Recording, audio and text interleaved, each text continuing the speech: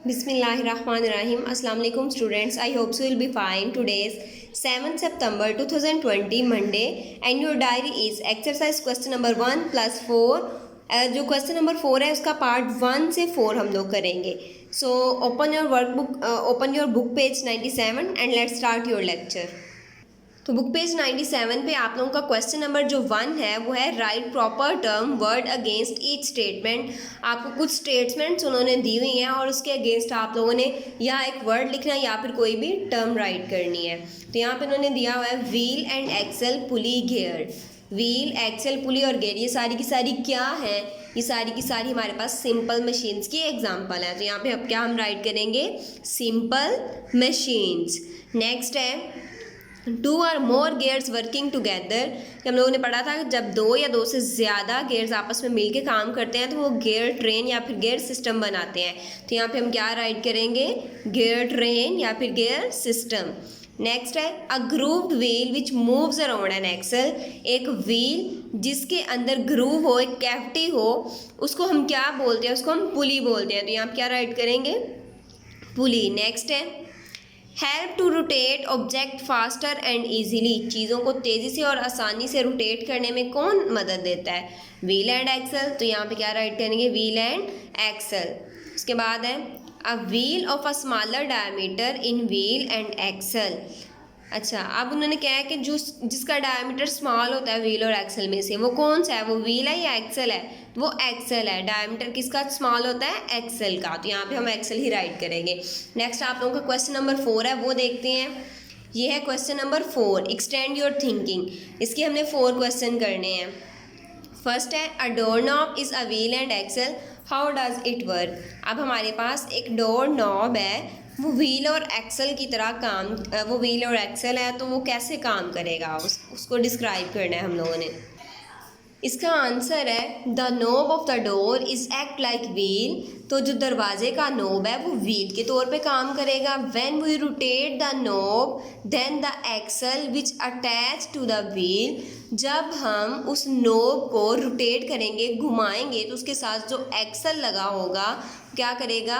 Pools, वो खींचा जाएगा. Which latch that retract spring loaded. जो कि वो जो लैच का मतलब होता है चुटखनी, वो जो चुटखनी होती है उसके साथ जैसे ही वो घूमेगा वो चुटखनी को भी पीछे की तरफ खींचेगा.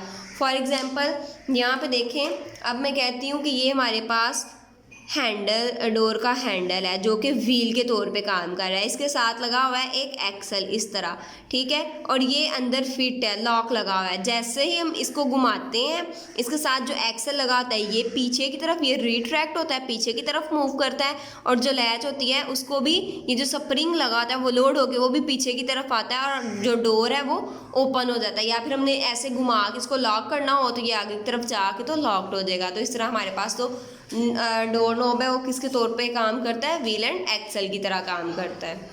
अब नेक्स्ट आप लोगों का एक्सटेंड योर थिंकिंग नंबर 2 है, वो है what type of simple machine would be use to lower an empty bucket into a well and then lift the bucket full of water. इसका मतलब है कि आप किस तरह की मशीन यूज़ करेंगे. आपके पास एक बकेट है, खाली बकेट है, उसको आपने कुएं के अंदर लेके जाना है और फिर कुएं के अंदर से पानी भर के उस बकेट को ऊपर उठाना है. तो आप किस तरह की मशीन को इस्तेमाल करेंगे?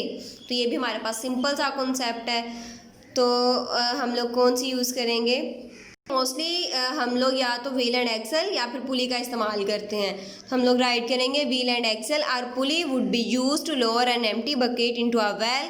कि हम लोगों ने एक खाली बकेट को कुएं के अंदर रखना है तो हम लोग व्हील एंड एक्सल या पुली का इस्तेमाल करेंगे. And then lift the bucket full of water, उसको ऊपर उठाने के लिए भी व्हील एंड एक्सल का इस्तेमाल करेंगे. फॉर एग्जांपल ये हमारे पास एक व्हील है, ग्रूव्ड व्हील है, इसके अंदर से रस्सी को गुजारा हुआ है, ठीक है. रस्सी को गुजार के तो इसके साथ बकेट को बांध दिया है. ये बकेट है, ये खाली है. इसको हम लोग क्या करेंगे? इसको लूज़ करेंगे तो ये एक वेल के अंदर चली जाएगी. फिर पानी भर के इसको ऐसे नीचे की तरफ खींचेंगे तो ये ऊपर आ जाएगी, ठीक है. अब नेक्स्ट आप लोगों का एक्सटेंड योर थिंकिंग नंबर 3 है when you let water into a bathtub what kind of machine helps you open the tap. जब आप चाहते हैं कि बाथटब के अंदर आप पानी भरें तो आप किस तरह की मशीन को यूज़ करेंगे टैप को ओपन करने के लिए? कहते हैं कि अगर हम बाथटब जो नहाने वाला टब है उसको हमें फिल करना है तो वो बाथटब के ऊपर जो फास्टेट लगी हुई है, जो टूटी लगी हुई है, उस पर डिपेंड करता है कि वो किस तरह की है. तो it depends upon bottom faucet, mostly screw और lever help us to open the tap. Mostly हम लोगों ने इसको खोलना होता है या तो स्क्रू का इस्तेमाल करते हैं या फिर लीवर का इस्तेमाल करते हैं। नेक्स्ट आप लोगों का क्वेश्चन नंबर 4 है, if the driving wheel and the driven wheel of a gear system are of the same size which gear will move faster. अगर ड्राइवन व्हील और ड्राइविंग व्हील दोनों हमारे पास उनका साइज सेम है तो कौन सा जो है गियर है वो फास्टर मूव करेगा। तो सिंपल सी बात है, अगर दोनों का साइज सेम है तो दोनों सेम स्पीड से मूव करेंगे। आंसर हम लोग देखते हैं, if the driving wheel and the driven wheel of a gear system are of the same size. अगर हमारे पास जो व्हील है उसका अगर हमारे पास जो ड्राइवन व्हील और ड्राइविंग व्हील दोनों का साइज सेम है तो हमारे पास दोनों की स्पीड भी क्या होगी, सेम होगी। हम लिखेंगे then both gears will move at the same speed. तो दोनों गियर सेम स्पीड से हमारे पास मूव करेंगे। ये थे आप लोगों के 4 क्वेश्चन। जो नेक्स्ट 5th एंड 6th वाला है वो हम लोग नेक्स्ट लेक्चर में करेंगे। And I hope you understand the lecture.